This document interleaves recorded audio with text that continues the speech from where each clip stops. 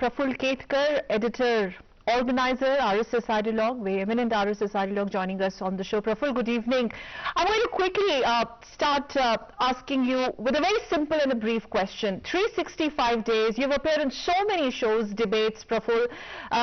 Even if one has to critically examine the last 365 days plus the last 2 months, what do you think has been one of the most unprecedented policy decision taken by the Modi government, the game changer?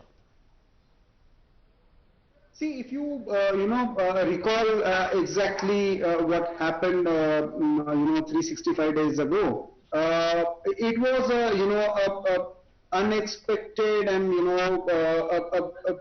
a very thumping victory again by the Modi-led NDA. And the way it started, calling all BIMSTEC leaders for the for the swearing in, and then taking forward with the some unique steps. I recall the first striking decision that actually completely gave me a pleasant surprise. Okay. Was the formation of Jal Shakti Ministry. Okay. The way it was combined as a complete ministry, and the way water has brought to the central stage of the next 5 years planning, that was a clear-cut departure from the conventional thinking.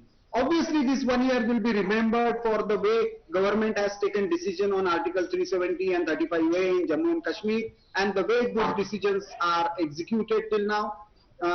The way this triple talaq ordinance and then bill was introduced, and obviously the way government has taken stand in the Supreme Court as far as the Ram Janmabhoomi issue is concerned. Many people used to think that these issues are not solvable, this cannot be addressed in the given framework, but despite having no clear-cut majority in the upper house, Rajya Sabha, government not just handles them well, but actually managed the public opinion in such a way, communicated the things in such a way that even in many in the opposition camp had to support these initiatives. That clearly shows that if you have a will, if political will is there, there can be way. And if I have to analyze this 1 year, I would certainly give it for the political will and finding the constitutional ways to deal with the most difficult issues. And getting a political will on something as important as anti-terror law, which has always been considered one of the most cornerstones of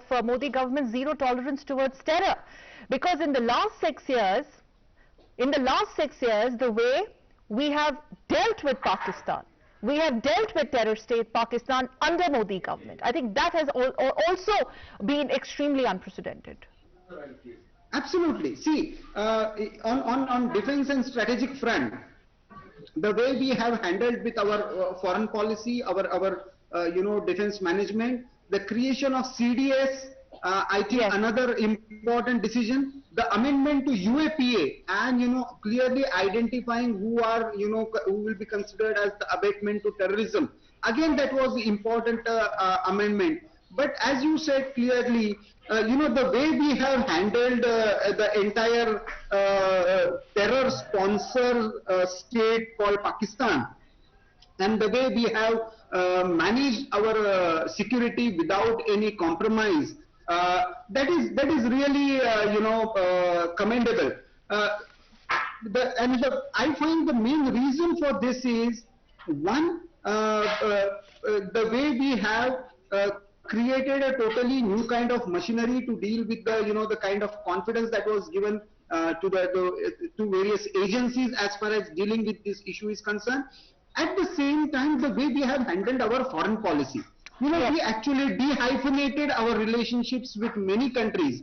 We didn't mix it up, either Palestine with Israel, or Iran and Afghanistan, or for that matter Mongolia and Japan with China. We dealt with them on one-to-one basis with full, as a sovereign independent countries, with full respect and dignity. And that is, very, critical differentiating factor. Even in the recent OIC meeting, the way Maldives or UAE, these countries have played a critical role in, and the Pakistan has been virtually sidelined even in the Absolutely. Islamic community.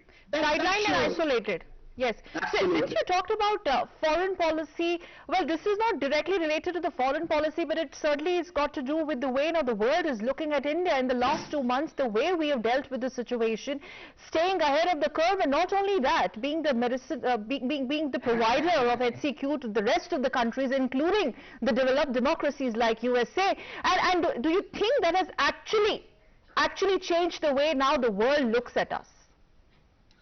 Not just about medicine, the way we have overall the entire crisis, the yes. way, see, we have a 43% of recovery rate, we have very, one of the best numbers when it comes to the fatalities due to corona, but beyond that, the way we have dealt with this with a participatory approach. Many were concerned about our healthcare infrastructure. We showed that we can create. If we have a will with the federal structure and the participation of common people, innovative methods, we can create that infrastructure. But while doing so, we ensured that, the way we took the initiative on the, this entire SARC initiative, whether G20 initiative, yes. whether non-alignment, forum, the way we use them, and entire world, was looking at India to lead from front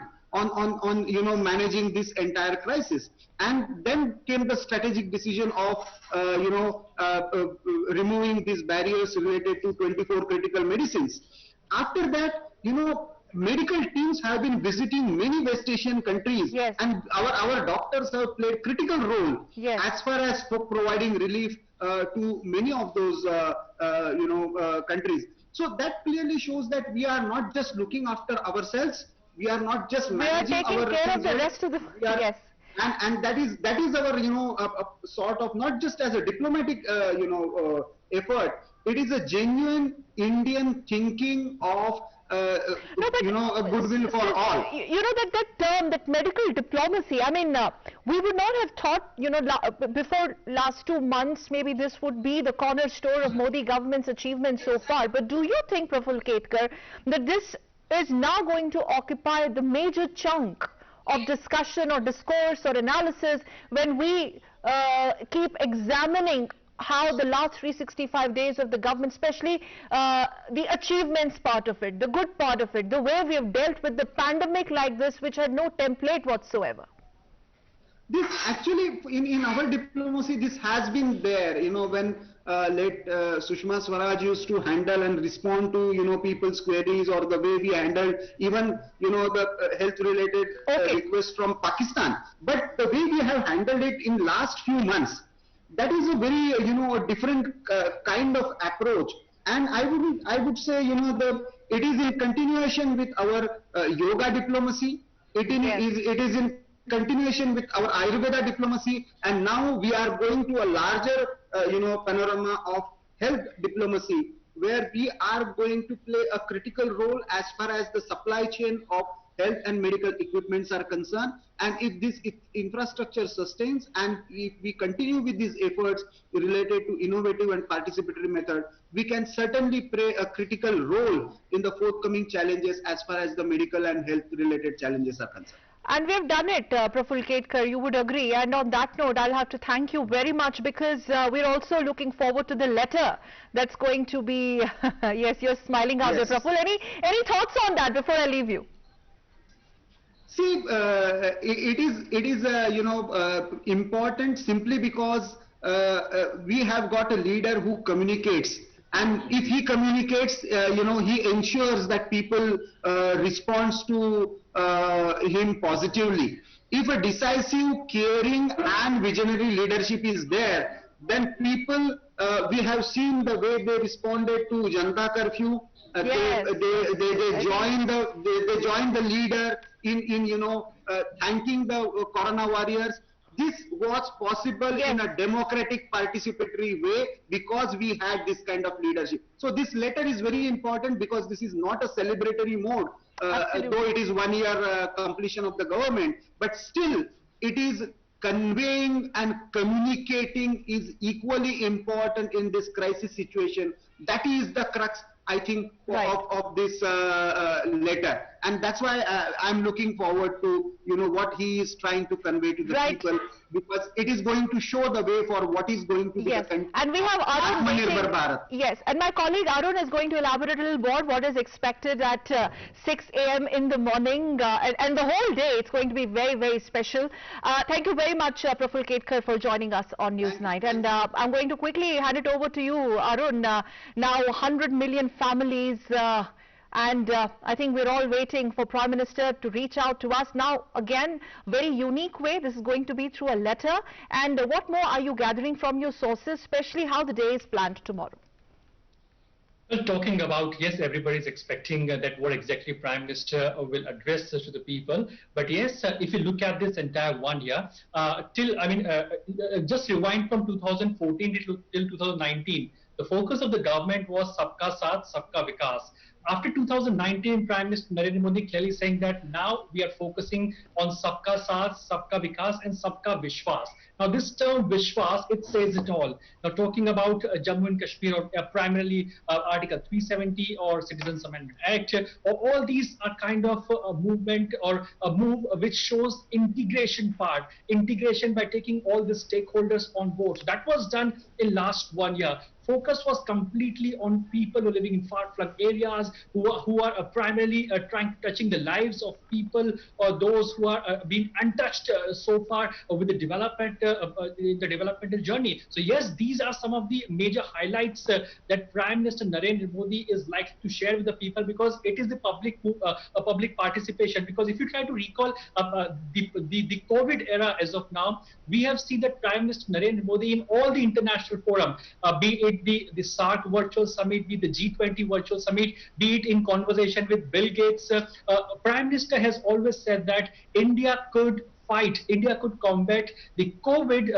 so far successfully. It was because of the participation or of 130 crore people. So Prime Minister Narendra Modi has made this entire fight against COVID-19 as a public participation. So yes, that's the way today how India is dealing with it. Now everybody was also thinking that how will India fight against COVID? India will not be in a position to fight against COVID because of a very high population of 130 crore people. So how will India deal with it? But here India has presented a very kind of played a leadership role as far as COVID is concerned.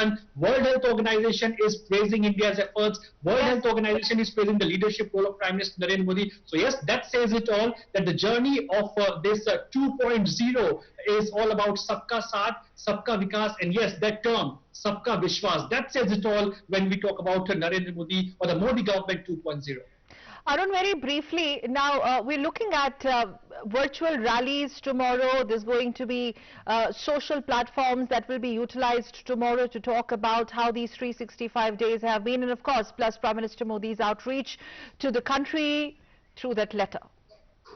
That's right, Sakal.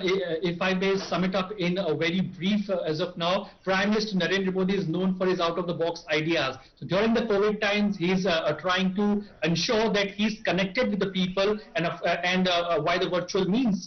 And yes, there will be virtual rallies. The BJP will be trying to address all the party persons, primarily the BJP workers, through the electronic or what we say is virtual rally. We try to connect with them. The BJP president will also be trying to connect via virtual rally. So Prime Minister Narendra Modi, when he writes letter to the nation, yes, of course, it says it all that Prime Minister is known for the out-of-the-box ideas, and he'll try to connect with everyone, and of course, be thanking to the people, specifically during this COVID time, the way the people have come out and made this a public movement or public participation as far as fight against COVID is concerned. Thank you very much, Arun Sharma, for getting us those exclusive details on Newsnight tonight. Thanks.